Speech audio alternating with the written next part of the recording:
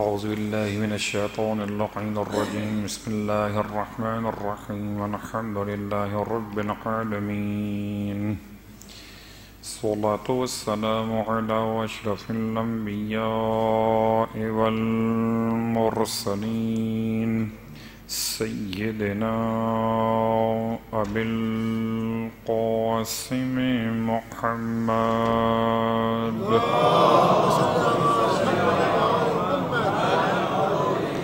وعلى أهل بيته الطيبين الطاهرين واللعنة الدائمة على أعدائهم أجمعين. أما بعد، فقد قال الله تبارك وتعالى في كلامه الحميد وفرقانه المجيد قوله الحق وهو أصدق القائلين. بسم الله الرحمن الرحيم. متكئين فيها على الأرائك لا يرون فيها شمسا ولا زمهريرا ودانية عليهم ظلالها وظللت قطوفها تذليلا.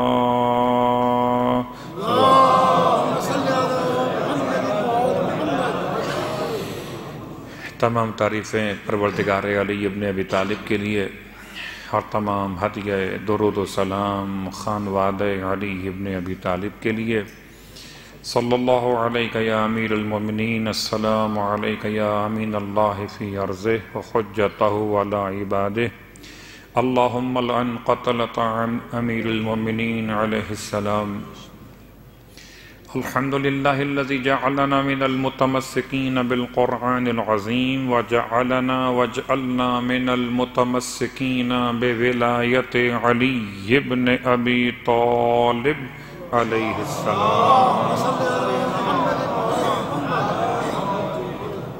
عظم الله أجورنا وأجوركم بمصابنا بأمير المؤمنين عليه السلام وجعلنا وإياكم إن شاء الله من الطالبين إن شاء الله من الطالبين بثأره مع ابنه الإمام المهدي من آل محمد عليهم السلام.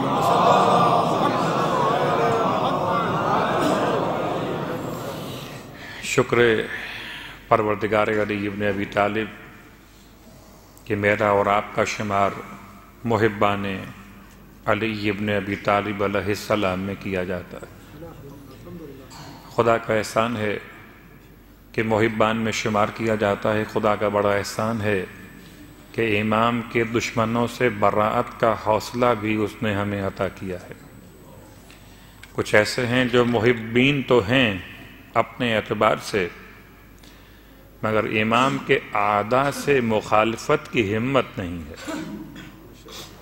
یہ ایک اور فضل خدا ہے مجھ پر اور آپ پر کہ ہم صرف محبت ہی نہیں کرتے بلکہ امام کے اعداء سے نفرت بھی کرتے، اور یہی ایمان کے مکمل ہونے کی ایک ادنا سی علامت. صلوات پڑھے محمد علیہ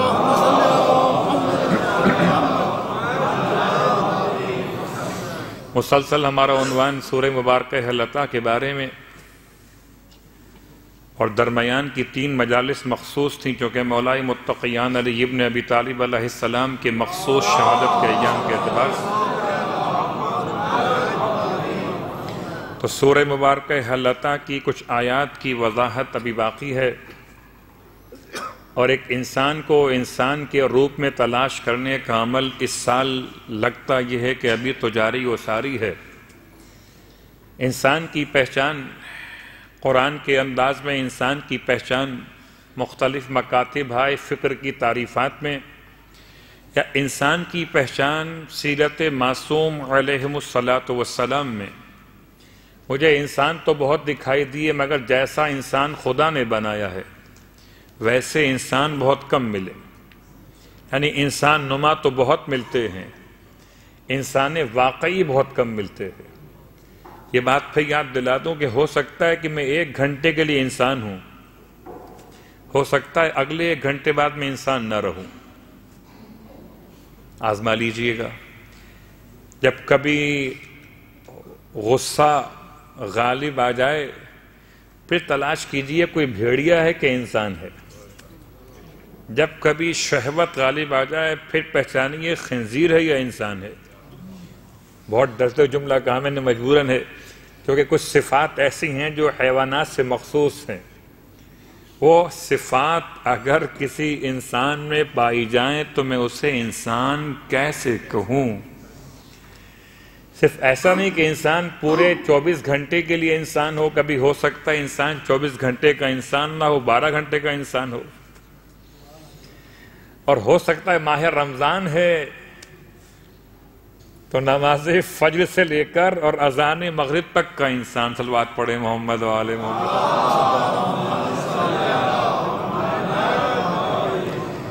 بڑی تیزی کے ساتھ باتیں آگے بڑھاتے ہوئے اس سے پہلے رک جائیے. مجھے چونکہ روزانہ ایک نماز کا پیغام تو بہرحال دینا ہوتا ہے کہ نماز کا پیغام شاید مجھے اور آپ کو رب کی بارگاہ سے اور نزدیک کرنے کا عنوان قرار پائے.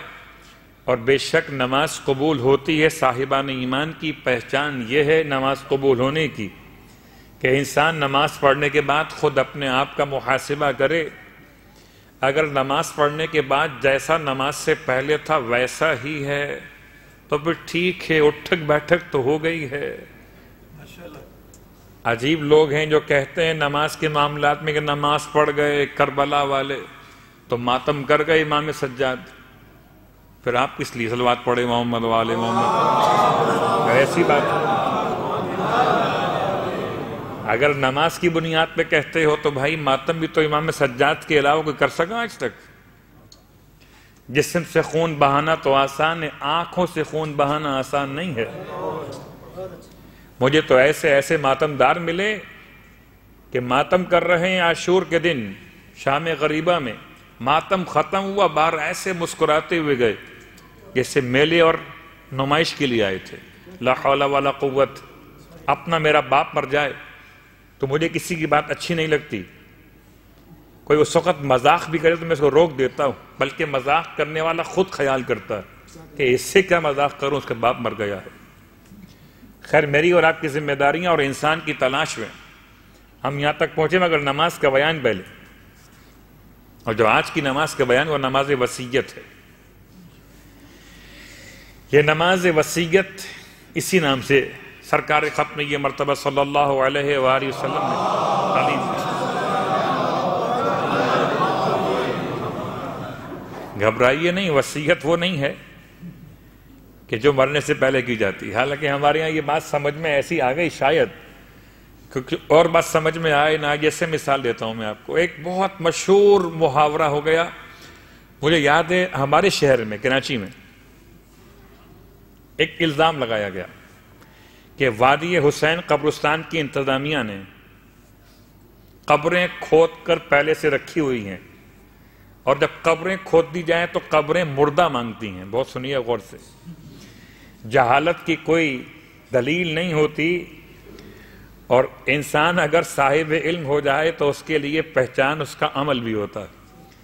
تو جاہلیت کا انداز دیکھیے جی، وہ قبریں جو ہیں وہ مردہ مانگ رہی ہیں، اس لیے اتنے لوگ شہید ہو رہے ہیں.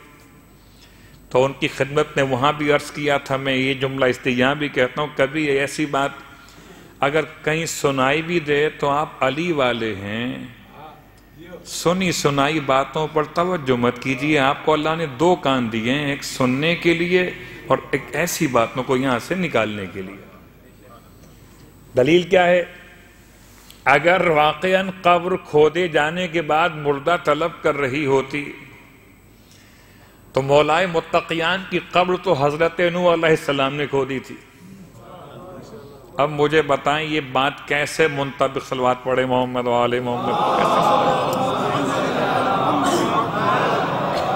نمبر 2 کہ جی گھر میں کفن رکھنے سے انسان کی موت نزدیک آتی ہے تو بہت آسان ہے. کیا یہ بات آپ کو سمجھ میں آ گئی اور امام صادق علیہ السلام کو سمجھ میں نہیں آئی تھی؟ آپ فرما رہے ہیں جو شخص اپنے گھر میں اپنا کفن تیار رکھے لم یکتب من الغافلین، اسے غافلوں میں نہیں لکھا جاتا. تو اپنے گھر میں اپنا کفن تیار رکھنا خالی کفن رکھنا ہی کمال نہیں ہے، رکھ دیا ایسے الماری میں اس کی چابی گم کر دیں. نہیں، کفن نکال کے زیارت کیجئے کہ لباس آخرت ہے، یہی تو پہنیں گے آپ. تو کفن کو دیکھنا، کفن کو نکال کے دیکھنا انسان کو غافلین سے نکالنے کا باعث ہے. تیسرا جملہ کہ جی قبرستان سے سیدھے گھر مت آنا، ورنہ مٹی پاؤں میں لگ کر اگر گھر میں آ گئی تو کوئی نہ کوئی میت ہو جائے گی. پھر کیا کریں؟ کسی اور کے گھر سے ہو کے آنا. کیا ملک الموت کو مس گائیڈ کر رہے ہیں؟ یہ سگنل دیا رائٹ کا، موڑ کے لیفٹ کے اوپر. یہ ملک الموت ہے. صلوات پڑھے محمد والے. اگر کسی قبر کی مٹی گھر میں موت کا باعث ہوتی تو کربلا سے خاک شفا کیوں لے کر آتے؟ وہ بھی تو قبر حسین کی مٹی ہے. تو بات یہ ہے کہ خاک شفا اپنے مقام پر خاک اور قبرستان کی مٹی گھر میں لانے سے کوئی پریشانی، کوئی ایسی بات نہیں ہے. لوگ بہت سی باتیں ذہن میں بنا لیتے ہیں، یہ سب کے سب توہمات ہیں. چاہے جتنی بار ریپیٹ ہو جائیں، ہو سکتا ہے کچھ واقعات ہو بھی جائیں، ہو سکتا ہے پیر کو سویم کیا، منگل کو نانی مر گئیں.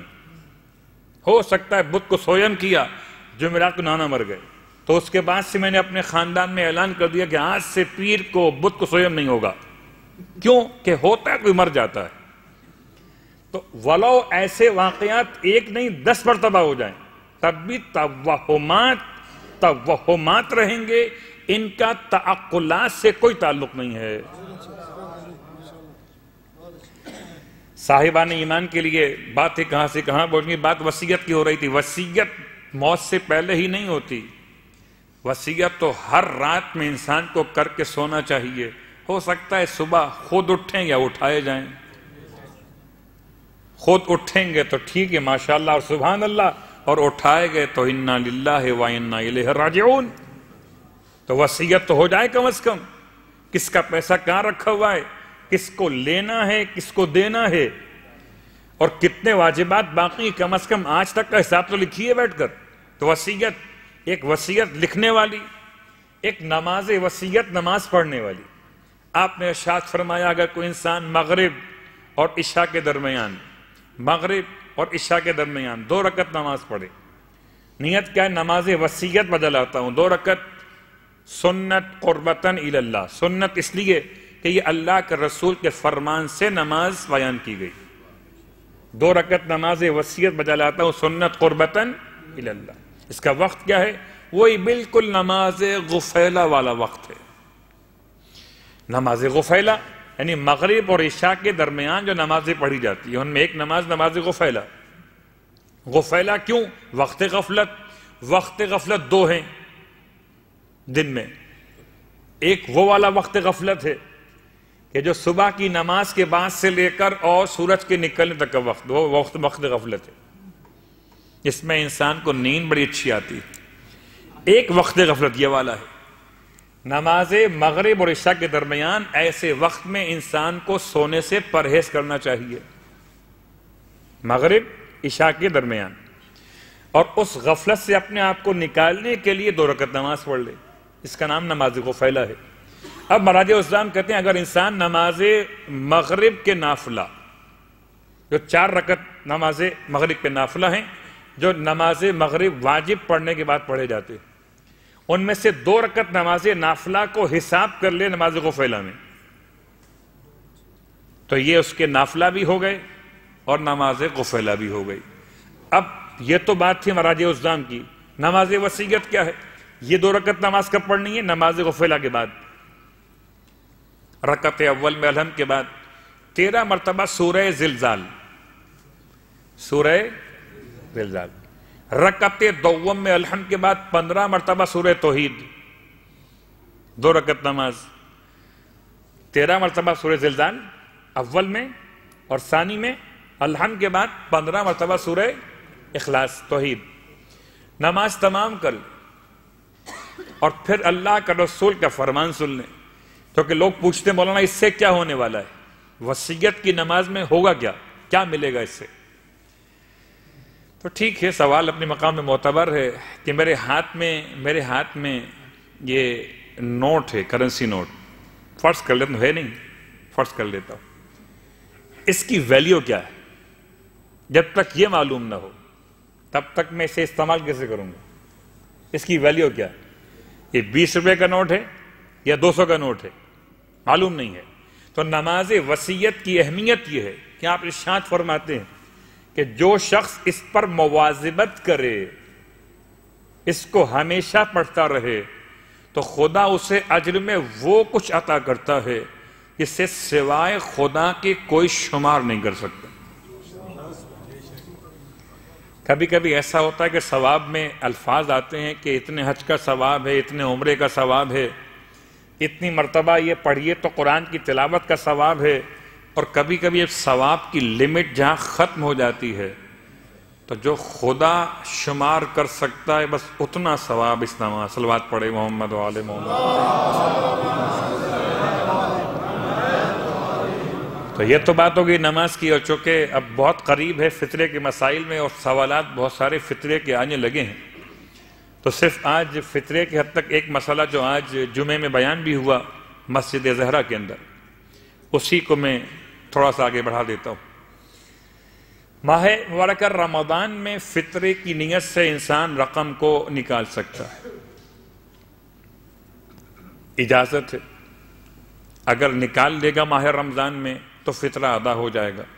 احتیاط مستحب یہ ہے کہ انتظار کرے، اور شب عید جب عید کے چاند کا یقین ہو جائے تو فطرہ نکالے، نکال سکتا ہے، اجازت ہے۔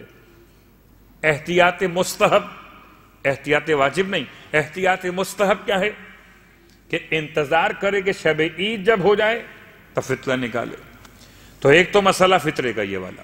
دوسرا، یہ لفظ بڑا خوبصورت ہے، فطرہ، اتنا حسین لفظ ہے کہ اگر اس کے لیے سوال کیا جائے کہ اس کے معنی کیا ہیں تو اس کے معنی بہت بڑی بحث رکھتے ہیں۔ فطرت اور فطرہ، ایک طرف تعقلات کی بحث ہے، فطرت کسے کہتے ہیں آپ سن چکے۔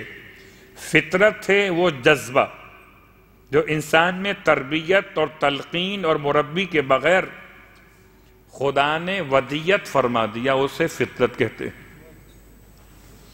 اور ایک ہے فطرہ جو افطار کے لفظ سے بہت قریب ہے۔ افطار یعنی کہ روزہ کھولنے کا وقت، ایسے ہی، اور روزہ کھولنے کے وقت کے ساتھ عید الفطر، جس دن روزہ پورا کھل جاتا ہے، جس دن روزہ رکھا ہی نہیں جاتا، رکھا تو جاتا ہے۔ صلوات پڑھیں محمد و آل محمد،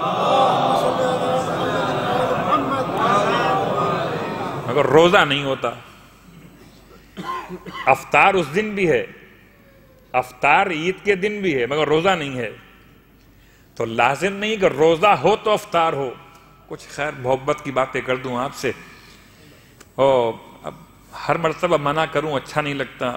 آپ نے مجھ سے کہا یہ نماز کے لیے چلتے ہیں، میں نے کہا میں آرام کر رہا ہوں۔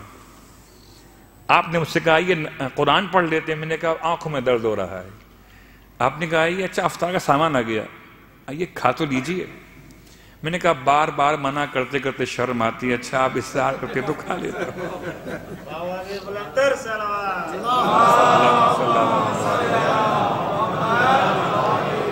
تو روزے کا افطار سے کوئی تعلق نہیں ہے، روزے کا افطار سے کوئی تعلق نہیں ہے۔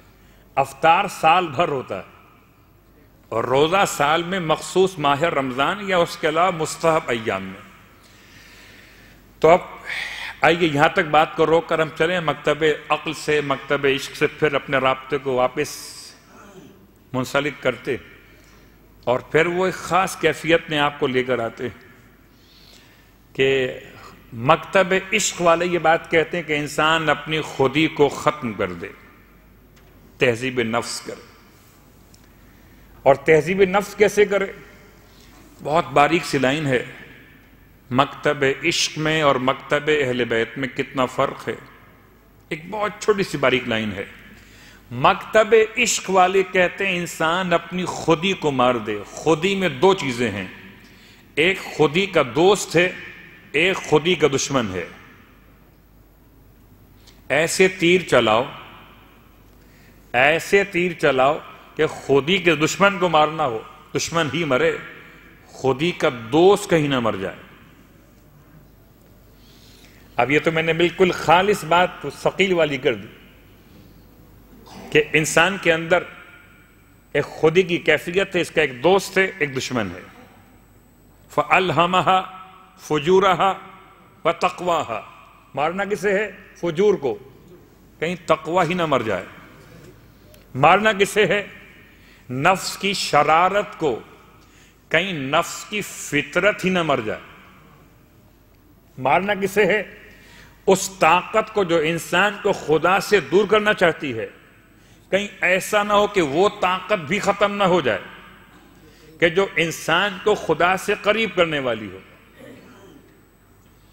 میں بہت نزدیک آ گیا لفظ کرامت سے کہ پروردگار نے انسان کو مکرم بنایا ہے، لہٰذا اپنے آپ کو مارنے کا مطلب، ٹھیک ہے ابھی مارنے کے مسائل بہت نکل آئیں گے، اپنے آپ کو مارنا، نفس کو مارنا، اور نفس کو مارنے کے لیے مولائے متقیان علی ابن ابی طالب علیہ السلام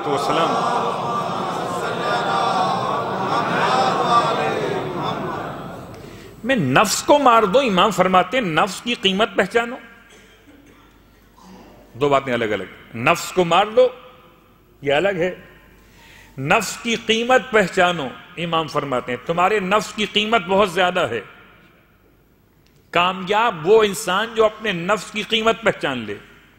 آپ کی قیمت کیا ہے؟ آپ نے پہچان لی؟ جس نے پہچان لی وہ کامیاب ہے۔ ہلاک ہو گیا وہ من لم یعرف قیمت نفسہا، جس نے اپنے نفس کی قیمت کو نہیں پہچانا، وہ ہلاک ہو گیا۔ تو ایک طرف نفس کی قیمت کو پہچاننا ہے، تو کیا نفس کو مار کے قیمت کو پہچانیں گے؟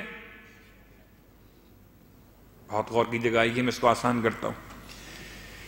مولا کے سامنے لوگ آتے تھے ایسے جو دنیا کی مذمت کرتے تھے، دنیا کی لذت دینے کے ساتھ ساتھ۔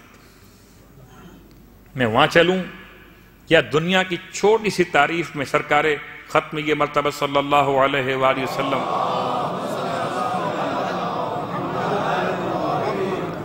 اللہ کے رسول نے دنیا کی تعریف کیا بیان کی؟ بہت تفصیل میں جائیں گے تو الگ موضوع ہو جائے گا۔ دنیا ایک آسان سی مثال، بہت آسان، ہم سب کے لیے آسان۔ اللہ کے رسول کے اصحاب ایک جوان کو ملاحظہ کر رہے تھے کہ وہ جوان بڑی تیزی کے ساتھ بھاگ دوڑ کے مزدوری کر رہا تھا، پسینے بہہ رہے تھے۔ وہ اصحاب کا ایک خاص انداز ہوتا ہے، بلکہ اصحاب کا کیا بلکہ ہر ایک مومن کا ایک خاص انداز ہوتا ہے۔ وہ اپنے آپ کو تو بڑا اچھا خیال کرتا ہے اور کسی دوسرے کو دیکھتا ہے سوچتا ہے یہ ماتم کیوں نہیں کر رہا، یہ یہاں کیوں بیٹھا ہوا ہے، اچھا یہ دیکھو مومن عجیب مومن ہے، اس کو وضو کرنا ہی نہیں آتا۔ یعنی مجھے ایسا لگتا جیسے میں اکیلا کامل، باقی سب ناقص ہیں۔ اس کا مطلب ہے سب ناقص نہیں ہیں، میں ناقص ہوں۔ میں بہت ڈرتے بات کو صلوات پڑھے محمد و آلہ مکمل کر رہا ہوں،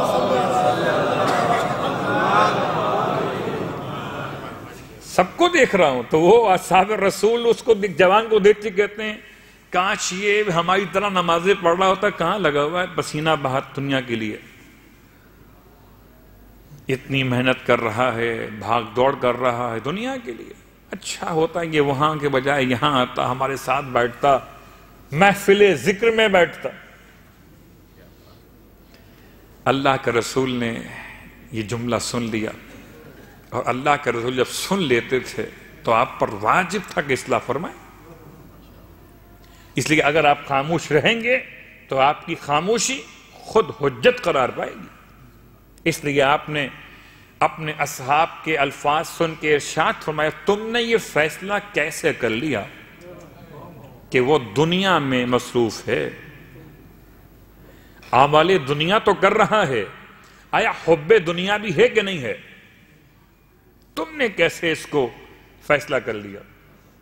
دیکھو اگر یہ اس لیے تگ و دو کرتا ہے دنیا کے معاملات کی کہ اپنے لیے رزق حلال کا انتظام کرے تو یہ خالصتاً خدا کی راہ میں ہے۔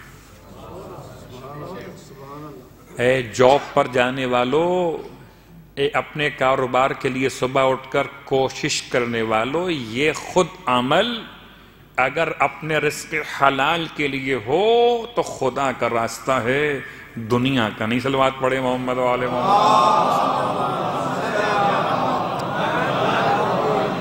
میں اس لیے اتنا آپ سے قریب ہو کے جملہ کہتے ہوئے کہ کبھی کبھار آپ فیل کرتے ہوں گے مولانا کیا کہ یہ دنیا لپٹ گئی ہے، صبح سے شام تک یہاں بھاگتے ہیں وہاں بھاگتے ہیں، ہم بھی نمازیں پڑھتے فارغ ہوتے، تو کیا نمازیں فارغ لوگوں کا کام ہوتا ہے پڑھنا؟ یہ بھی ایک نظریہ ہے۔ نظریہ آیا کہاں سے؟ بتا دوں اس کا منبع کہاں پر ہے؟ جس نے کہا تھا اذان و اقامت سے حی علی خیر العمل نکال دو، نماز تو بوڑھی عورتوں کے لیے ہے، گھر میں بیٹھیں اور نمازیں پڑھیں، جوانوں کا چاق و چوبند افراد کا کام تو جہاد کرنا ہے۔ میں اس کی ڈیپ میں نہیں جاتا کہ اس کے ذہن میں جو غلطی تھی اس کے اثرات کیا ہوئے، کیا نماز انسان کو کمزور بناتی ہے یا نماز انسان کو مضبوط بناتی ہے؟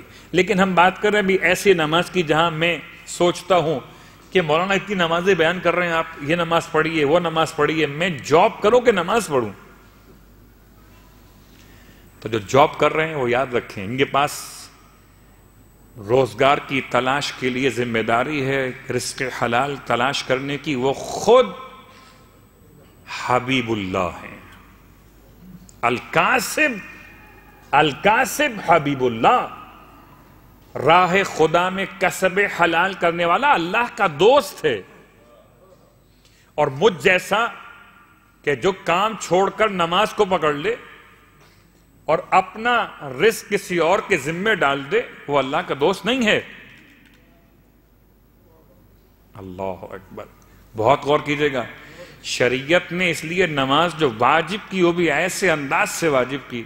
مجھے جملہ یاد ہے، ہمارے مدرسے کے متولی ہوا کرتے تھے، ان کا ایک اچھا کاروبار بھی تھا اپنا روزگار کے حوالے سے،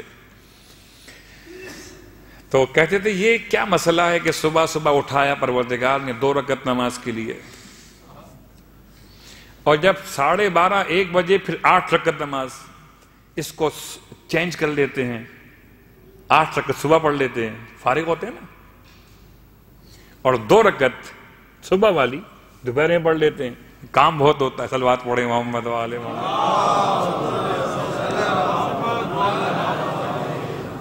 تو کہنے کا مطلب یہ سوچ اپنے اپنے مقام پہ ہو سکتی ہے کہ جناب کاروبار ابھی شروع ہوا، ابھی زوال آفتاب، ابھی مارکیٹ کھلی ہے، پاکستان کی مارکیٹوں کو حال تو معلوم ہے آپ کو شہروں کی، ابھی تو مارکیٹ کھلی ہے، 12 بجے لوگ آنا شروع ہوں گے، اور ابھی پہلا خریدار پہنچا کہ اذان ظہر کی ہو گئی، اب 8 رکعت نماز، اور 8 رکعت کے انتظار میں کہاں خریدار بیٹھے گا آپ کے لیے؟ لیکن پروردگار نے خوب نظام بنایا ہے، اس نے کہا مجھے نماز ایسی پڑھوانی ہے کہ جیسی میں چاہتا ہوں، جیسی تم چاہتے ہو وہ نہیں چاہیے۔ تمہاری چاہت کی نماز کو نماز نہیں کہتے، ہماری اطاعت کے ہر انداز کو نماز کہتے ہیں، چاہے بیٹھ کر ہو، چاہے لیٹ کر ہو، چاہے اشاروں سے ہو یا چاہے کامل انداز سے ادا کی جائے۔ اللہ کے رسول نے فرمایا یہ اگر اس لیے جا رہا ہے کہ رزق حلال تلاش کرے تو یہ اللہ کی راہ میں، اور اگر اس لیے جا رہا ہے کہ اپنے بچوں کے لیے کشادگی پیدا کرے، یعنی روٹی تو کھا رہے ہیں، روٹی کے ساتھ کچھ اور ان کی آسانی، ان کی آسائش کے لیے انتظام کرے، حلال حلال حرام نہیں، تب بھی اللہ کی راہ میں ہے۔ اور اگر یہ اس لیے جا رہا ہے کہ یہ پیسے کمائے تو صدقہ و خیرات کرے، زکوٰۃ و خمس ادا کرے، اللہ، کچھ لوگ کماتے اس لیے ہیں کہ کمائیں گے تو پھر لٹائیں گے، کچھ کماتے اس لیے کمائیں گے تو بچائیں گے، خدا ان سے ہمیں بچائے۔ صلوات پڑھیں محمد والے.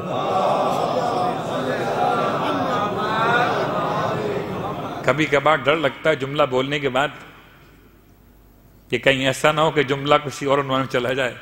اس سیونگ اپنے مقام پر مسائل ہیں، انسان کی ذمہ داری ہے اپنی سال بھر کے اخراجات کے اعتبار سے نگاہ رکھے. لیکن کچھ کمانے والے ایسے ہیں جو اس لیے زیادہ کماتے ہیں کہ اس سال میرا خمس اگر 1000 درہم نکلا تھا تو میں اتنی محنت کروں کہ اگلے سال میرا خمس 5000 درہم نکلے. تو یہ خود سوچ بھی ایک عبادت ہے. تو خیر بات یہاں تک آ گئی. دنیا وہ جس میں انسان مصروف ان 3 باتوں کے اعتبار سے. چوتھی بات امام آپ فرماتے ہیں اللہ کے رسول کہ اگر یہ اس لیے تگودو کر رہا کہ اپنے جیسے انسانوں کے مقابل پر اپنی حیثیت کو بڑا کر دے. کبھی کبھار یہ حساب انسان کی مزاج میں رہتا ہے کہ پڑوس والے نے کتنا بڑا مکان بنا لیا، میں اس سے بڑا بناؤں گا. اچھا آپ نے کون سا موبائل لیا ہے؟ میں اس سے اچھا موبائل لوں گا. آپ کے پاس گاڑی کون سی ہے؟ اس سے اچھی گاڑی میں لوں گا. باتیں کہاں سے کہاں، اب تو باتیں نیاز پر آ گئیں. آپ نے نیاز میں حلیم کیا، آپ نے کیا نا، میں اس سے بڑا کروں گا. الواد آ گئی.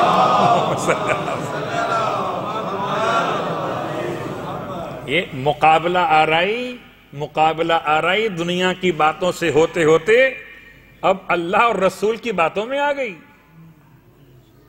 دیکھیں کس نے بڑا مجمع جمع کیا، بڑا ذاکر بلایا. لا حول ولا قوت. یہ بڑائی صرف خدا کے لیے ہے. اللہ اکبر. اور خدا کے بعد بڑائی ختم یہ مرتبہ اور آپ کی آل طاہرہ کے لیے ہے. اللہم صلی علی محمد. ہماری اور آپ کی حیثیت نہیں ہے. تو دنیا اگر اس انداز سے کمائی جائے، اب ایک کیفیت یہ دنیا کمانے کی. اب اندر بیٹھے ہوئے اب میں اپنے نفس سے کہوں دنیا کمانی نہیں ہے، میں دنیا کی خواہش کو اپنے دل سے ایسے نکال دوں کہ اپنے بچوں کے لیے کشادگی کی کوشش بھی نہ کروں. میں آپ کو لیا اس مقام پر اندر 2 موجود ہیں، ایک خواہش حلال، ایک خواہش حرام. ایک خواہش جو خودی کی دوست، ایک خواہش جو خودی کی دشمن. تیر چلانا ہے مارنے کے لیے، ایسے چلانا کہ جو خودی کا دشمن وہ مرے، صرف جو خودی کا دوست وہ نہیں مر جائے. اب عرفا نے بڑی بڑی کتابیں لکھ دی، مکتبہ عشق والوں نے نفس کی تلاش کے بڑی کتابیں لکھ دی تہذیب نفس کے لیے. اور جتنے سلسلے عرفا کے ہیں تقریباً 60 یا 70 سلسلے ہیں، وہ سب کے سب علی ابن ابی طالب علیہ السلام تک پہنچے ہوئے. امام العارفین سوائے ایک سلسلے کے جس کو پہنچایا ہے انہوں نے حضرت ابو بکر تک، باقی 60 یا 70 میں سے تمام سلسلہ عرفان امام العارفین کون؟ مولا. عرفا کی ساری کتابیں ایک طرف، امام کے 4 جملے ایک طرف. عرفا کی ساری کتابیں ایک طرف، امام کے 4 جملے ایک طرف. الہی کفا بی عزن، کفا بی عزن ان تکون لی ربا وکفا بی فخرا ان اکون لک عبدا. الہی انت کما احب فاجعلنی کما تحب. 4 جملے مولا کے. یہ 4 جملے، یہ 1000 تو کیا لاکھوں کتابیں لکھ دو عرفان کی. امام العارفین کے 4 جملے عرفان کی وضاحت کے لیے کل بھی کافی تھے اور آج بھی کافی ہیں. اب آئیے یہاں تک تو ہم نے آپ کو پہنچا دیا. اسی کیفیت عرفان سے آئیے وہ اس گھرانے کی طرف چلے جو گھرانہ روزے کی حالت میں افطار کے وقت مسکین و سائل کو روٹی عطا کر رہا ہے اور خود نمک سے پانی سے افطار کر کے شکر خدا بھی ادا کر رہا ہے. قسم بخدا میرے گھر پہ کوئی اگر سائل مانگنے کے لیے افطار کے وقت میں آ جائے مجھے اتنا غصہ آتا ہے. تم میں یہ وقت نہ آنے کے لیے ملا تھا، مانگنا ہی تھا کسی اور وقت میں آتے. اچھا ایک دن ہو جائے تو شاید مجھ جیسا نہیں، آپ جیسا کوئی صاحب حلم ہو، غصے پہ کنٹرول کرنے والا تو ہو سکتا ہے غصہ نہ کرے. لیکن اگر یہی عمل ریپیٹ ہو 3 دن کے لیے تو پھر تو غصہ آنا حق بنتا ہے نا. یار یہ بھی کوئی بات ہے. ابھی ہم بیٹھے روزہ کھولنے کے لیے، آپ دروازے پر آ گئے اور السلام علیکم یا اہل بیت النبوہ انما یرید اللہ لیذھب عنکم الرجس اہل البیت ویطہرکم تطہیرا پڑھ کر سوال کر لیا گیا.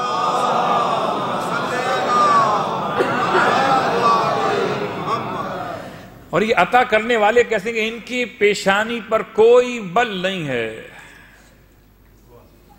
اب میں ایک جملہ کہتا ہوں آپ کی خدمت میں. لوگ سمجھتے ہیں شاید انسان جو عبادت کرتا ہے وہ روٹی اور پانی کی طاقت سے کرتا ہے. نہیں، روٹی اور پانی کی طاقت سے نہیں کرتا.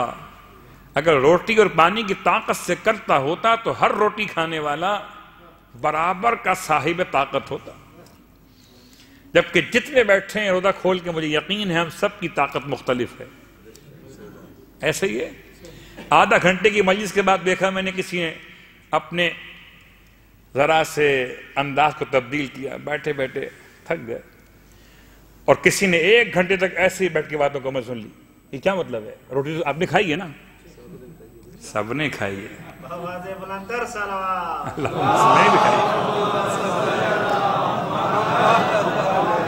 طاقت مختلف کیوں ہے؟ کیا ریکوائرمنٹس باڈی کے الگ الگ ہیں؟ ہر ایک کا جسم الگ الگ ہے؟ نہیں، اصلاً طاقت نہ روٹی میں ہے نہ پانی میں ہے. ہاں ہے، پانی میں ہے، روٹی میں، مگر کب ہے؟ بحول اللہ وقوتہ اقوم واقعد وارکع واسجد. اللہ کی ہمت، اللہ کی طاقت سے اٹھتا بھی ہوں اور بیٹھتا بھی ہوں.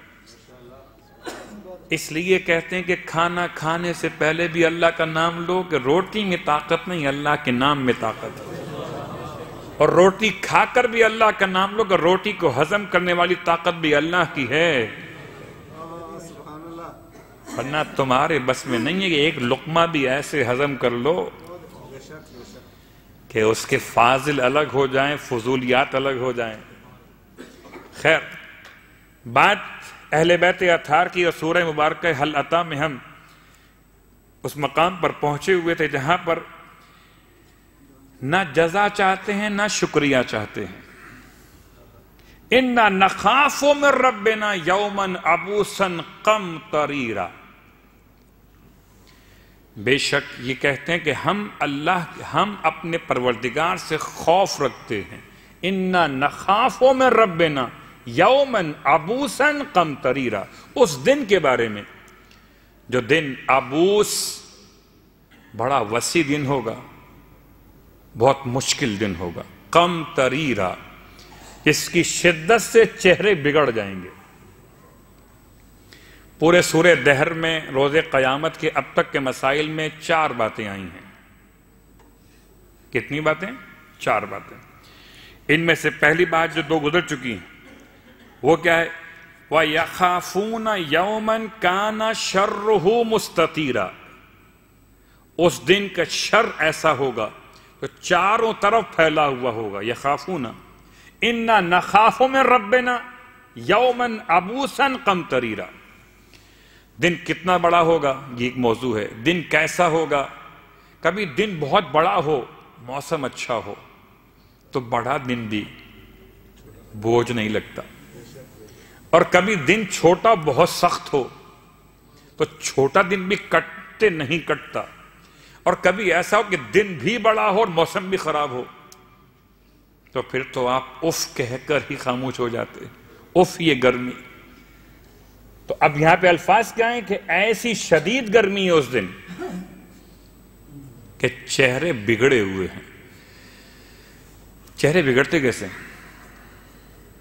اب آپ اگر بیٹھے ہوئے ہیں اس ماحول میں تو سب کے چہرے ہمارے آپ کے جیسے ہی ہیں، لیکن اگر کوئی باہر دھوپ میں کام کر رہا اور درجہ حرارت 45 سے 50 کے درمیان جا رہا تو آپ اس کے چہرے کی کیفیت محسوس کریں گے. یومن عبوسن قمطریرا وہ دن کی وسعت و شدت ایسی کہ چہرے بگڑے ہوئے ہوں گے.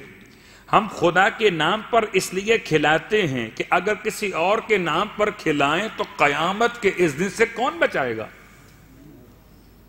یہ میری اور آپ کی تربیت کے لیے.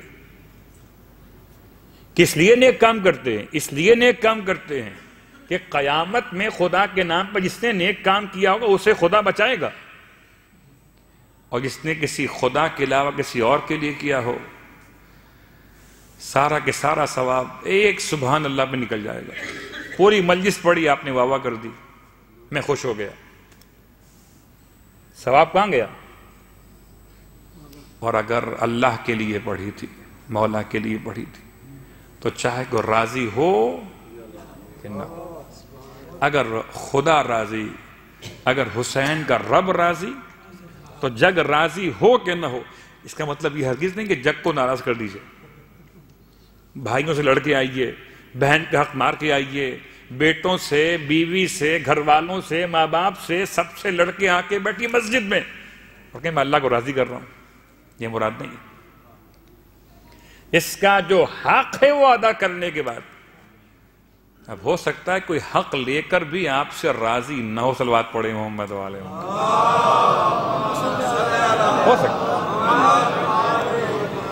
ہو سکتا ہے کوئی اپنا حق لے کر بھی آپ سے راضی.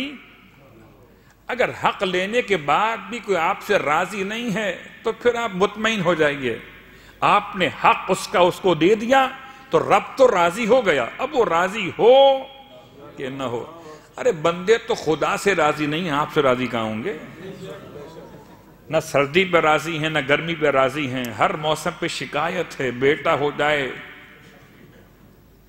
تو بیٹی مانگتے ہیں، بیٹی ہو جائے تو بیٹا مانگتے ہیں، رشتہ ہو جائے تو پھر رشتے کے اثرات مانگتے ہیں، اثرات مل جائیں تو ثمرات مانگتے ہیں. تو مانگتے ہی رہتے ہیں، راضی کب ہوتے ہیں؟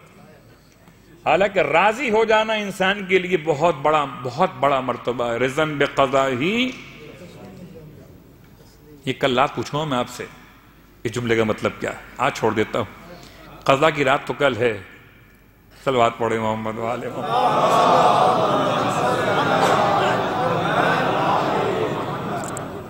فَوَقَاهُمُ اللَّهُ شَرَّ ذَلِكَ الْيَوْمِ، پس اللہ نے ان کو بچایا. فَوَقَاهُمُ اللَّهُ شَرَّ ذَلِكَ الْيَوْمِ، اللہ نے ان کو محفوظ رکھا اس دن کے مشکلات اور مصائب سے. وَلَقَّاهُمْ نَظْرَةً وَسُرُورًا، اور اللہ ان سے ملاقات کرے گا اس حالت میں کہ ان کے چہرے بہت خوشی کے ساتھ دمکتے ہوئے ہوں گے. نَظْرَةً بَهْجَةً، کھلا ہوا چہرہ. جیسے بہت آسان سی مثال ہے، آپ کا چہرہ کھل جاتا ہے جب ذکر علی مل جاتا ہے.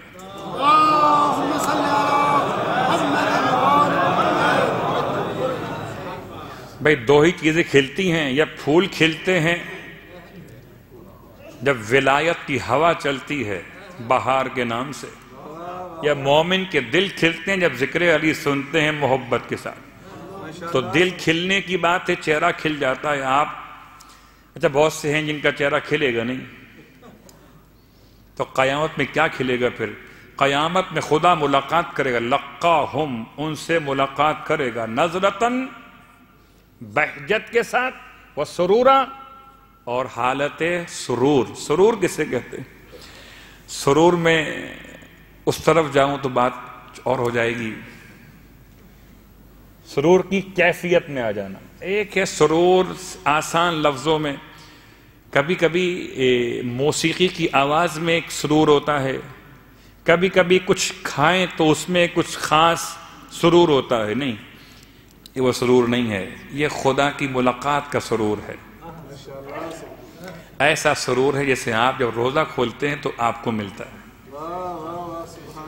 کیا مطلب؟ اب سوچئے گا، آپ واقعاً کسی نے آپ کے ہاتھ باندھے تو نہیں تھے، آپ 5:30 بجے پانی پی سکتے تھے، یہ ہاتھ بندھے ہوئے تھے؟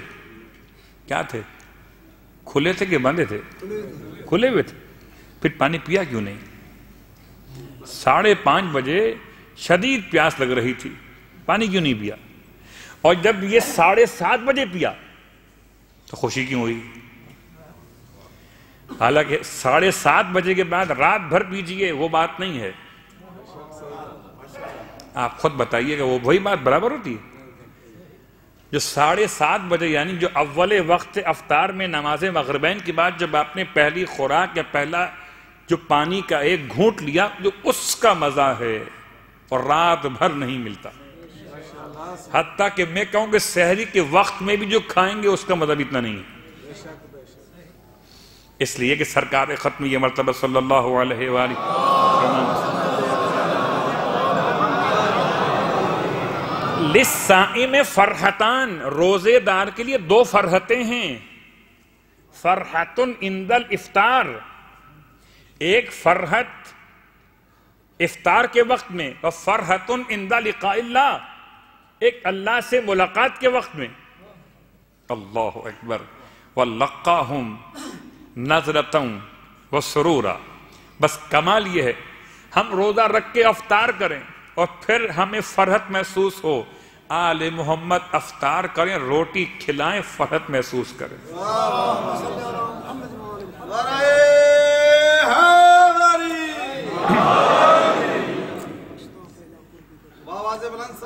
اللہم صلی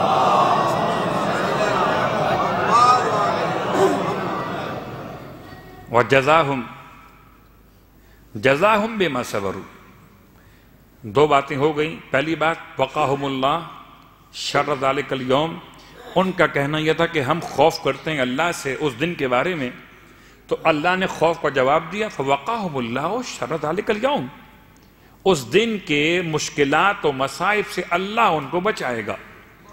جواب آ گیا۔ اب اگلا سوال کیا تھا؟ اگلا سوال یہ تھا کہ پروردگار اس دن کے شر سے بچا لے گا، ملاقات کیسے کرے گا؟ ہمیں خوف تھا کہ اس دن میں چہرے بگڑ جائیں گے، تو جن کے چہرے قیامت میں بگڑ جائیں گے ان کی پہچان آج یہاں پر کیا ہے؟ کہ جو ذکر علی سن کے آج بگڑ جائیں وہ کل رب علی کے سامنے بگڑ جائیں گے۔ اس لیے کہ بات تو یہاں بھی علی کی اور وہاں بھی علی کی بات ہے۔ اور میں جملہ تو کہا کرتا ہوں، ویسے تو آپ نے محسوس کیا، آج بھی بات ہو رہی تھی کہ وہ جو نیاز تقسیم ہو رہی ہے بانٹنے والا کون ہے؟ کبھی دوستی بانٹنے والے سے ہو جائے تو نیاز کے 2 پارسل مل جاتے ہیں، اور اگر بانٹنے والے سے کچھ کھٹپٹ ہو جائے تو وہ ایک بھی بڑی مشکل سے ملتا ہے۔ یہاں کی بات نہیں ہو رہی ہے، سب جگہ کی بات ہو رہی ہے، بانٹنے والے کا مسئلہ ہے۔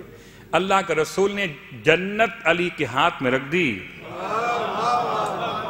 اب جنت کا پلاٹ سنگل چاہیے کہ ڈبل چاہیے؟ دے گا تو مولا ہی اپنے ہاتھ سے۔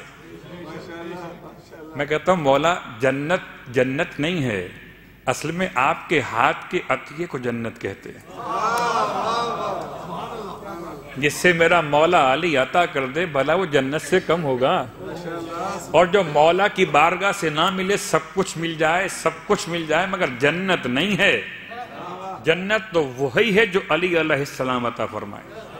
تو پروردگار جب بھی کبھی ہمیں اور آپ کو دے، جب بھی دے، ایسا رزق دے جو محبت علی ابن ابی طالب میں ملے۔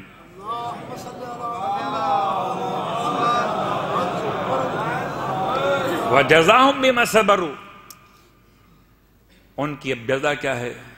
جو روٹی انہوں نے دی ہے اللہ کے نام پر، ان کی جزا کیا ہے؟ دیکھیے جزا نہیں تھی یہ دعا تھی۔ جزا الگ ہے، دعا الگ ہے۔ جزاہم بما صبروا، کہ ان کی جزا یہ ہے جو انہوں نے صبر کیا۔ صبر کی 3 قسمیں ہیں۔ ایک صبر ہے صبر بر معصیت، صبر بر مصیبت، صبر بر اطاعت۔ آسان کر لیتے ہیں اس کو۔ مصیبت پہ صبر کرنا، ٹھوکر لگی، کسی مومن کے آگے چلنے سے آپ کو ٹھوکر لگی، آپ نے مومن پہ غصہ نہیں کیا، آپ نے یہ سوچ کر خاموشی اختیار کی کہ غلطی سے رک گئے ہوں گے، میں ٹکرا گیا، میری غلطی ہو سکتی۔ ایک مصیبت پہ صبر ہے۔ گاڑی خراب ہو گئی، آپ نے غصہ نہیں کیا، آپ نے کہا انا للہ و انا الیہ راجعون۔ مشکلات آئیں آپ نے برداشت کی، صبر کیا. ایک صبر مصیبت پر ہے، ایک صبر اطاعت خدا پر ہے. وہ اطاعت خدا پہ صبر کیا ہے؟ اور جو آپ نے آج دن بھر کچھ کھایا پیا نہیں ہے نا، وہ اطاعت خدا پہ صبر کیا ہے. ایک ہے معصیت خدا پہ صبر کرنا، کچھ کھایا نہیں کچھ پیا نہیں، یہ اطاعت خدا پہ صبر تھا. اور آج دن بھر روزے کی حالت میں آپ نے اپنی آنکھوں کو، اپنے کانوں کو، اپنی زبان کو حرام کام سے آلودہ نہیں کیا، یہ آپ نے معصیت خدا پہ صبر کیا. تو ایک ہی روزے کی مثال میں تینوں باتیں آ سکتی ہیں. ہو سکتا ہے کہ آج ہی تینوں باتیں واقع ہوئی ہوں. آج جمعے کا دن بھی تھا، مولا کا روز بھی تھا. جزاہم بما صبروا، یہ اہل بیت اطہار نے جو صبر کیا ہے اس پر پروردگار جزا بھی دے گا. کیا دے گا جزا میں؟ جنتاً وحریرا، انہیں جنت عطا کرے گا. وحریرا، حریر کہتے ہیں لباس ریشمی کو، لباس نرم کو. جنت بھی دے گا اور لباس جنت بھی دے گا. جزاہم بما صبروا جنتاً وحریرا. اور آخری حد تک بات کو مکمل کرتے ہوئے متکئین فیہا علی الارائک، اور یہ ایسے ہوں گے کہ تکیہ لگائے بیٹھے ہوں گے بچھے ہوئے تختوں پر. اب یہ تخت کا ترجمہ کرنا آج کے لحاظ سے تخت کوئی اچھی چیز تو نہیں ہے. تخت تو لکڑی کا بنا ہوا ہوتا ہے اردو کے لحاظ سے، اور تخت پر بیٹھیے تو تخت چبھتا بھی ہے کہ سخت ہوتا ہے، لکڑی کا بنا ہوا ہے. آج تو بات کیجیے کتنے عمدہ ترین بیڈ مل رہے ہیں، کتنے آرام دہ فارم مل رہے ہیں. ترجمہ کیا کریں گے اب آپ؟ متکئین فیہا علی الارائک، وہ جنت کے عمدہ بستروں پر تکیہ لگائے بیٹھے ہوں گے، اور ایسے بیٹھے ہوں گے لا یرون فیہا شمسا، کہ نہ تو گرمی کا موسم ہوگا، ولا زمہریرا، اور نہ سردی کا موسم. صلوات پڑھیں محمد وآل محمد.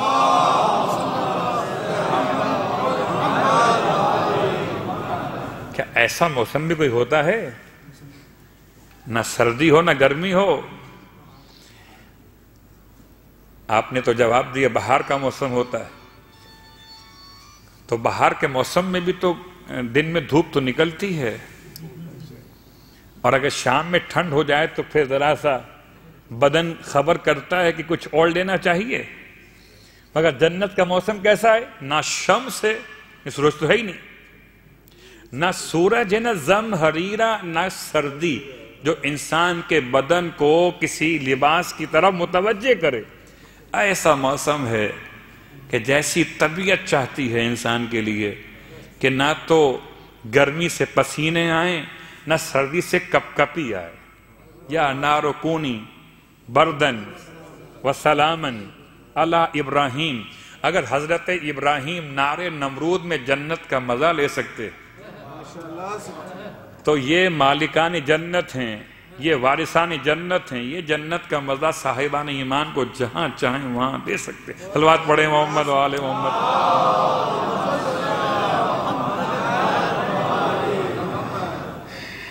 بس عزیزان گرامی قدر، چونکہ آج وہ 21 رمضان کے دن کی مناسبت کے ساتھ مسائل کو مکمل بھی کرنا ہے. انشاءاللہ کل سے پھر وہ ہم سلسلہ امہات المعصومین پر گفتگو بڑھائیں گے آگے. آج کی حد تک روکتے ہیں مزید کہ ویسے تو میرا مولا ایسی عبادت کا سلیقہ بتا گیا کہ واقعاً کوئی نماز ایسی کہاں ہوگی کہ اگر پاؤں میں تیر لگ گیا ہے اور نکالتے ہوئے امام کو اس سے تکلیف محسوس ہو رہی، جیسے کہ الفاظ روایت ہیں. اور میں پھر کہتا ہوں یہ بشریت کے تقاضوں کے اعتبار سے، انسانیت کے معیار کے اعتبار سے، میری اور آپ کی تربیت کے اعتبار سے یہ جملات روایت کے. تو اللہ کے رسول نے روک دیا، آپ بھی تیر مت نکالو. جب علی نماز کی حالت میں کھڑے ہو جائیں پھر تیر نکال لینا. اور جب امام نماز کی حالت میں کھڑے ہوئے تو امام کے پائے مبارک سے وہ تیر کھینچ کے نکال لیا گیا۔ خون کا نکلنا ایک الگ موضوع ہے، مگر امام کی کیفیت رب سے ملاقات ایک الگ پیغام ہے کہ امام علیہ السلام نے نماز میں اپنی کیفیت کو اس طرح سے میری اور آپ کی ہدایت کے لیے بیان کیا کہ تیر نکل گیا مگر نماز سے توجہ نہ نکلی۔ تیر نکل گیا بدن سے مگر حضور قلب نماز امام کے ساتھ جدا نہیں ہوا۔ بس عزیزو، واقعاً مولا کے چاہنے والے کبھی مولا کو یاد کیجئے، ہر مشکل میں مولا کو بلاتے ہیں، دن ہو رات ہو، کچھ تو سوچئے مولا بھی کیا کر رہے ہوں گے۔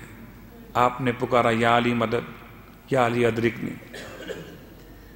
رات کا وقت ہے، دن کا وقت ہے، آرام کا وقت ہے، نماز کا وقت ہے، آپ مولا کا نام لیتے ہیں دنیا بھر میں، بلکہ شاید میں اگر اس کو تلاش کروں دنیا میں کوئی نہ کوئی ہر وقت امام کو مدد کے لیے پکار رہا ہوتا ہے، اس لیے کہ دن اور رات کی تقسیم، معاملات اور تمام تر باتوں کے انداز کہیں کوئی مشکل میں ہے، ابھی آپ پکار رہے ہیں، کل کوئی پکار رہے، پرسوں کوئی پکار رہا ہے، بلکہ ہر وقت پکار رہے ہیں لوگ، اور ہر وقت ان کی امداد ہو رہی ہے۔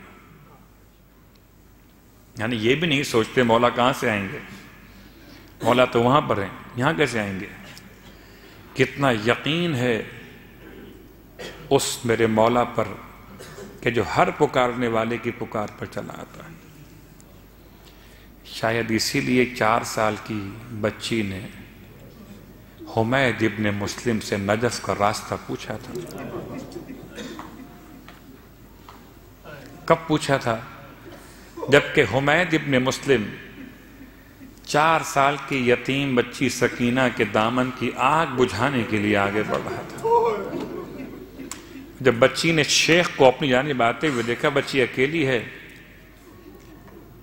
تو بچی نے ایک مرتبہ اہل بیت کا جو خاصہ ہے اس خانوادے کا، بڑے لہجہ سخت میں ارشاد فرمایا، شیخ میرے قریب مت آنا، میں اولاد فاطمہ زہرا ہوں۔ حمید کہتا ہے میں نے بچی سے کہا، بچی میں کسی ارادے سے آگے نہیں بڑھ رہا، میں تو تیرے دامن کی آگ بجھانے کے لیے آگے بڑھ رہا۔ کمال ہے خاندانی اہل بیت، بچی اس کے بعد بھی نہیں کہتی کہ اچھا قریب آ جاؤ، بلکہ بچی کے الفاظ یہ کہ اگر تم ہمارے ساتھ کوئی احسان کرنا چاہتے ہو تو ایک احسان کر دو، نجف کا راستہ بتا دو۔ اگر کوئی احسان کرنا چاہتے ہو تو نجف کا راستہ بتا دو۔ شیخ کہتا ہے میں نے پوچھا بچی تو نجف جا کے کیا کرے گی؟ کیا تجھے نہیں معلوم کہ میرا دادا، اور واقعاً یہ کسی کو نہیں معلوم، امام کی قبر مبارک 6 امام کے دور تک راز میں رہی ہے۔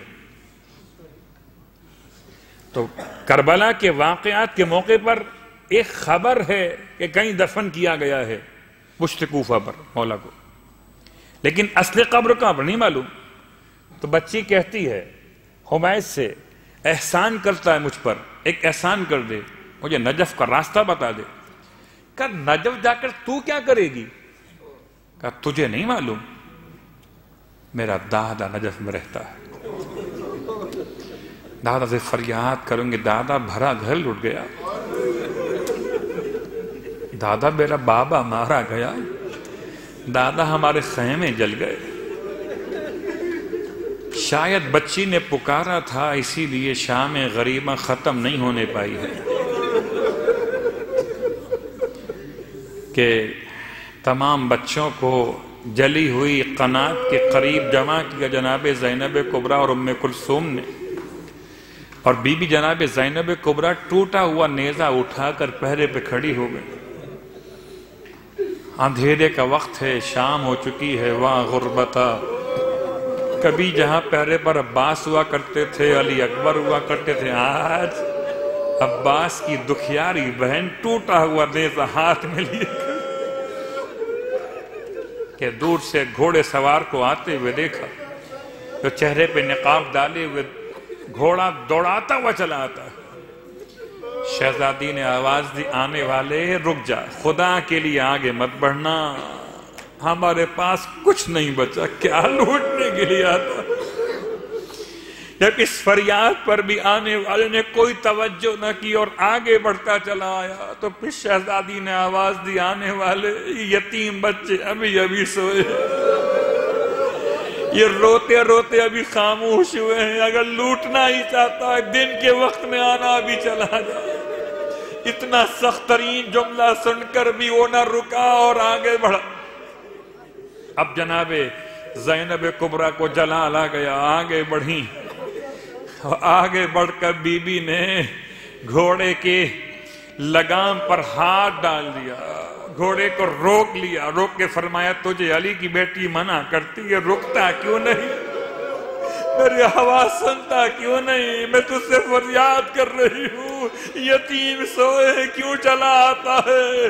دہشت کے ڈرے ہوئے بچے، ابھی ابھی آنکھ بند ہوئی ہے۔ اور جب علی کا نام سنا، علی کی بیٹی منع کر رہی، جب علی کا نام سنا، چہرے سے نقاب الٹ کے فرمایا، بیٹی نہیں پہچانا؟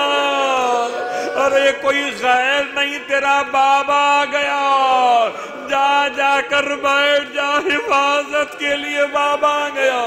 بڑی صابرہ تھی جناب زینب کبریٰ، بڑی صابرہ تھی بی بی، مگر جب بابا کو دیکھا سامنے صبر کا یارہ نہ رہا، ارے بابا کے قدموں سے لپٹ گئی، بابا اب آئے ہو؟ جب بھرا گھر لٹ گیا، بابا اب آئے ہو؟ جب میرا اکبر مارا گیا، بابا اب آئے ہو؟ جب میرے سر سے چادر چھن گئی، شاید مولا جواب دے، بیٹی ارے میں جب بھی تھا، جب اکبر کے سینے سے برچھی نکالی گئی، میں جب بھی کربلا میں تھا، جب عباس کے بازو کٹے، میں اس وقت بھی کربلا میں تھا، جب حسین کی لاش کو بابا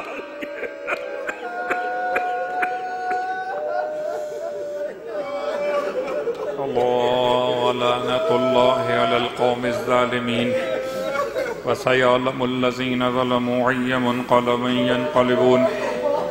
بار اللہ واسطہ محمد و آل محمد کے ہماری اس عبادت کو اپنی بارگاہ میں قبول و مقبول فرما۔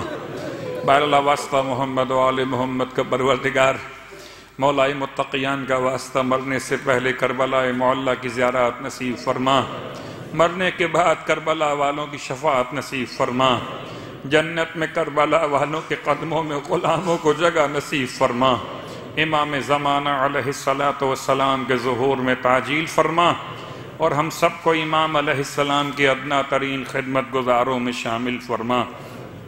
سورہ فاتحہ کی التماس۔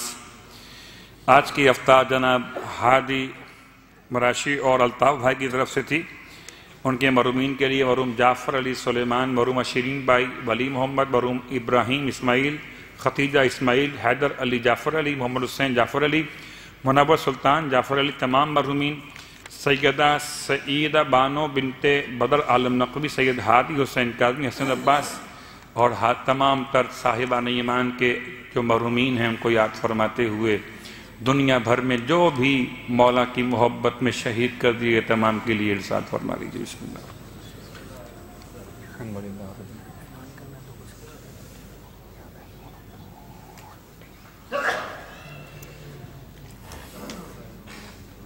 تشریف رکھیے گا، کچھ اناؤنسمنٹس ہیں وہ سن کے جائیے گا۔